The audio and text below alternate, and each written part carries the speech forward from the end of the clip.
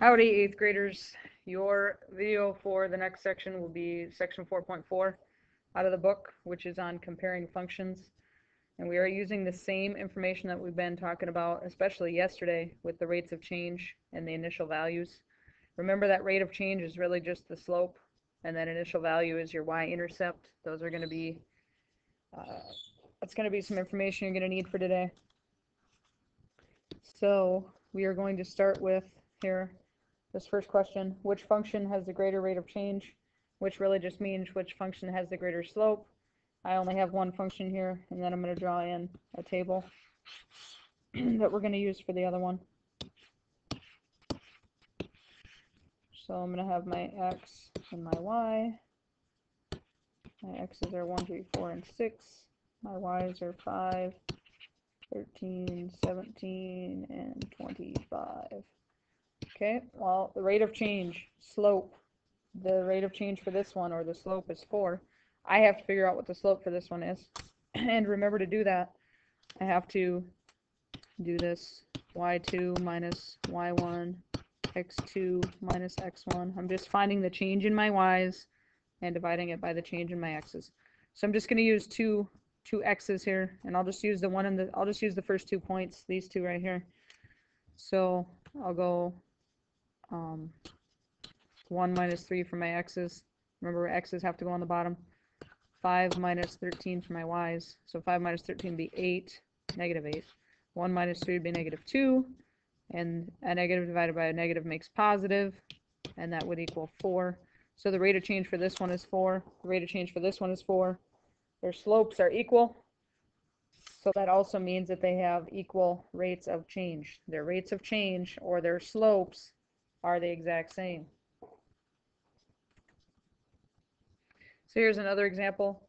If I have a story problem, remember that I can still set up equations and I can find my rates of change and my initial values, just like we did yesterday, by understanding the y-intercept and the slope. So if I have Steve Scooter Rentals, charges $17 per hour plus a $29 rental fee. Scooter World charges $48 for a 1-hour visit and $108 for 4 hours. Both relationships are linear.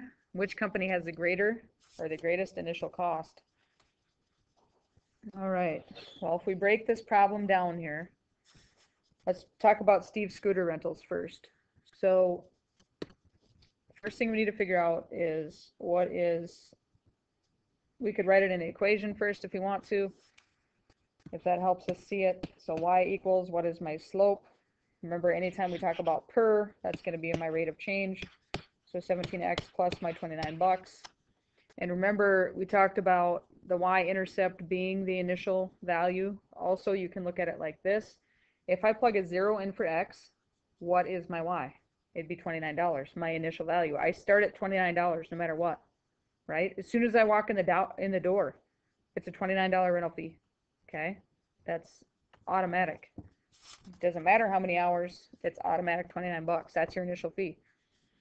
So for Scooter Rentals, we've already figured out they have a $29 initial value.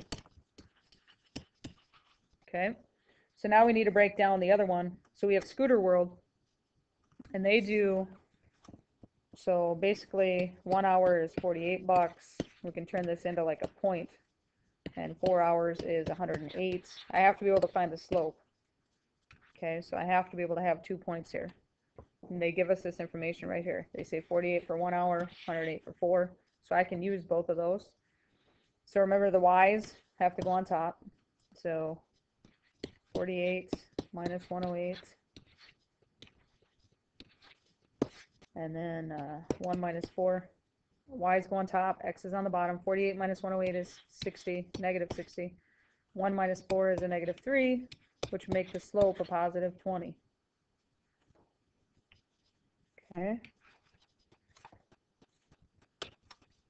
All right, so now we're going to use our slope to find our initial value.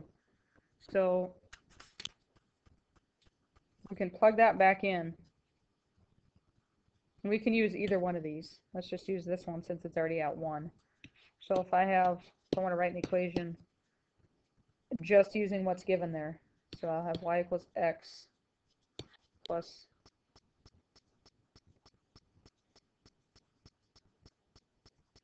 no, we're going to plug in 48. Let me start over here. Okay, so we're going to plug in, our answer is 48, right? So 48 equals x as 1x plus b, which we don't know what b is what we're trying to figure out.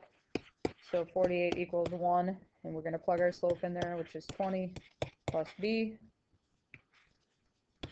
20 times 1 is 20, plus b equals 48. We're going to solve for b, so minus 28 minus 28. Our answer is, oh, excuse me, minus 20. Our answer is 28. So what does that mean? My initial cost for this one is 28 bucks. So which one is bigger, 28 or 29? Scooter Rentals has the bigger initial cost. And just so you can see that this would work for either equation, we can plug it in the other numbers. So we'd have 108 equals 4x plus b, and you'd plug your 20 in here, and you'd get 80 plus b, and you would subtract 80 from 108, that's a really bad 8, and guess what? You still come up with 28 bucks. So no matter how you do it, Scooter Rentals has the bigger initial cost, the greater initial value. So I have one more example for the same type of information, things that we can do with it.